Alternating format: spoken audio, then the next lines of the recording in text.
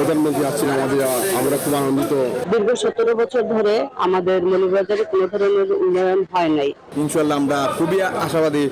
মৌলভীবাজার মানুষের অপেক্ষা করা, মানে আমরা আশাটা পূরণ করতাম। আমাদের প্রাণের দাবি ওনার কাছে মেডিকেল কলেজ, এয়ারপোর্ট। প্রধানমন্ত্রীকে বরণে মৌলভীবাজারে চলছে শেষ সময়ের প্রস্তুতি। বুধবার শ্রীমঙ্গল ও মৌলভীবাজারে বিভিন্ন কর্মসূচিতে অংশ নেবেন তিনি। নিম্ন আয়ের মানুষের মাঝে ফ্যামিলি কার্ড বিতরণ, সুধী সমাবেশ ছাড়াও দলীয় নেতাদের সঙ্গে সাংগঠনিক বৈঠকে অংশ নেওয়ার কথা রয়েছে সরকার প্রধানের।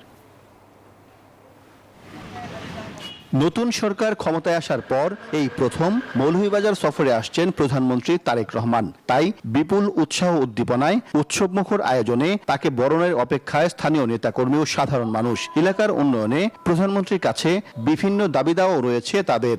প্রধানমন্ত্রী আসছেন আমাদের, আমরা খুব আনন্দিত। দীর্ঘ 17 বছর ধরে আমাদের মৌলভীবাজারে কোনো ধরনের উন্নয়ন হয় নাই। ইনশাল্লাহ আমরা খুবই আশাবাদী। মৌলভীবাজার মানুষের অপেক্ষা করা, মানে আমরা আশাটা পূরণ করতাম। আমাদের প্রাণের দাবি ওনার কাছে মেডিকেল কলেজ, এয়ারপোর্ট।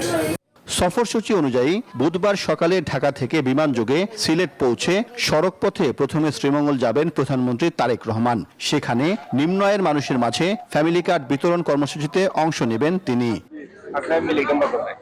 পরে মৌলভীবাজার শহরেও ফ্যামিলি কার্ড বিতরণ ও সুধী সমাবেশে বক্তব্য রাখবেন প্রধানমন্ত্রী। এরপর স্থানীয় একটি রিসোর্টে দলীয় নেতাদের সঙ্গে বৈঠকে অংশ নিয়ে সন্ধ্যায় সিলেটের উদ্দেশ্যে রওনা হবেন।